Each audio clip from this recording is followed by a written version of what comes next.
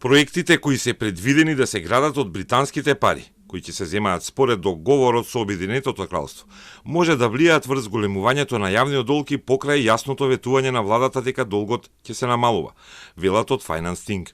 Тоа може да се измени преку ново планирање на фискалната стратегија.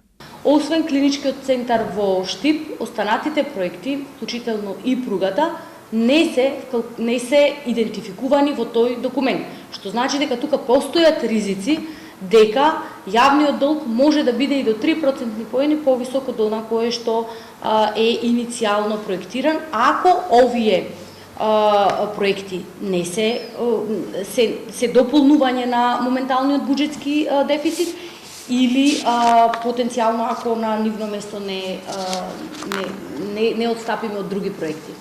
Во владината програма ветено е одржување на нивото на јавниот долг и тој бил стабилизиран на крајот на 2024-та, иако новите заеми може да влијаат. И инфлацијата на крајот на ланската година била во рамките, односно дури подобра од ветувањето на владата.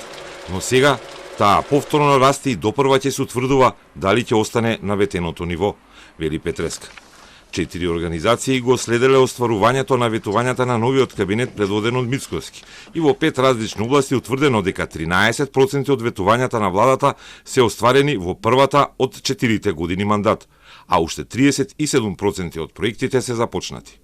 Најлошо е со правата на жените, бидејќи ниту едно од 5 ветувања досега ниту е остварено, ниту е почнато. Најдобро пак оди во ресорот образование.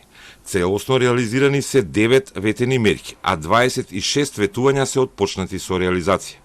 2 од ветувањата не се почнати со реализација, а динамиката во ресорот е најслаба во високото образование.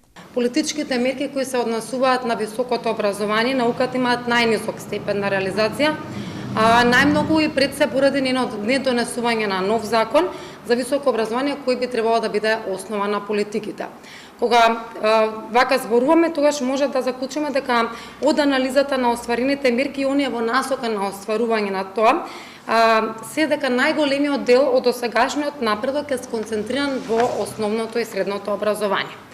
По направените анкети и истражувања на јавното мислење, граѓаните укажале и дека некои од мерките се спроведуваат, но не како што било ветено. Ова било забележано особено во социоекономските мерки, а во некои случаи владините приоритети се разликуваат од потребите на граѓаните.